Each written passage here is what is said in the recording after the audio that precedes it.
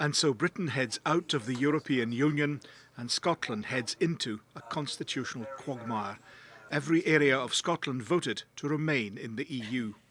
The number of votes cast in favour of remain a member of the European Union was 1,661,191.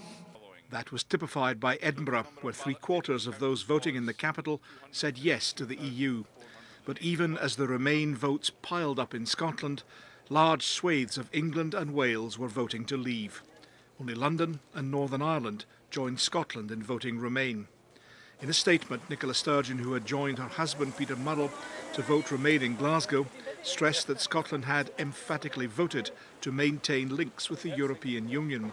She's now likely to make preparations for a second independence referendum, perhaps during the 2 years it will take to negotiate British exit. But those plans are far from firm. This is such a big issue. We've voted for something to happen.